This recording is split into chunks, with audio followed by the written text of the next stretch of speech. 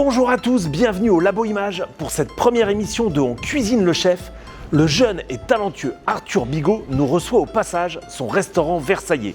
Allez, ça va être croustillant, générique.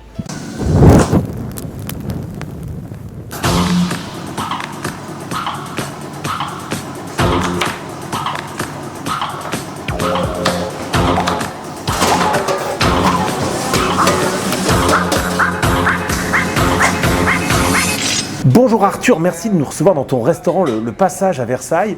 On va rentrer dans le vif du sujet. D'où viens-tu et quel est ton parcours? J'ai fait un CAP cuisine que j'ai pas obtenu. J'ai arrêté avant. J'ai tout de suite été bosser en fait. Okay. Je tenais pas en place à l'école. Pourquoi la cuisine plus que la boulangerie, sachant que tu as un papa qui était boulanger? Alors j'ai commencé par la pâtisserie, mais trop de règles en fait. Alors que la cuisine, c'est l'instant, c'est le moment présent. Je trouve que ça me ressemblait plus en fait. Et puis le recevoir aussi, la table, la convivialité et d'avoir cet instant que les clients soient avec nous et tout. L'ambiance, c'est quelque chose que j'aime vraiment. Et pourquoi Versailles plus que Paris? Parce que pour moi, Versailles, il reste tout à faire. Je trouve qu'on est un peu en retard. On est en retard à Versailles? Je trouve qu'on est en retard à Versailles par rapport à Paris. Okay. Il y a énormément de concepts qui sortent tous les jours à Paris.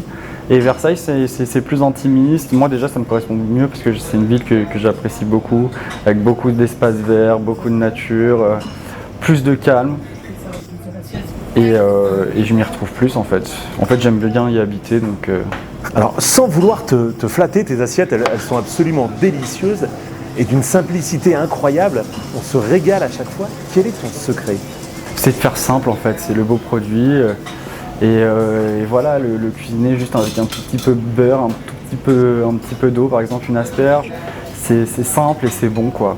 Voilà. Et alors, est-ce que tu peux nous dire si les saisons influencent tes cartes? Des micro-saisons, puisqu'on change nos cartes tous les mois. Par exemple, avec des ours, ça dure un mois, l'asperge, c'est 1 mois et demi, la tomate, c'est 1 mois et demi.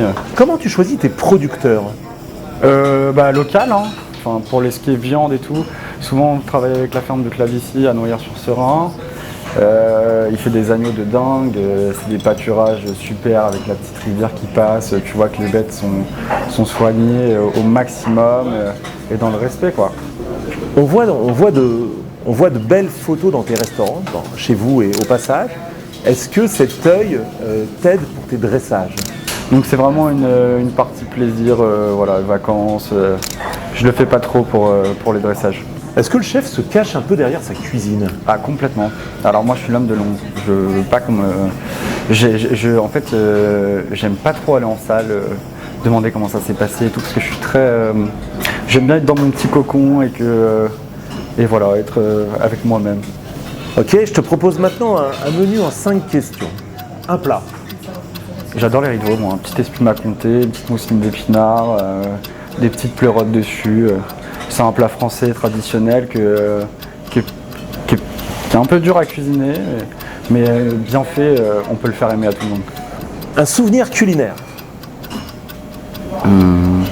Les petites pâtes de ma grand-mère. C'est des petites pâtes, les petites lettres, là, avec des petits jambons hachés. Tout simple, tout con, mais c'est un souvenir d'enfance.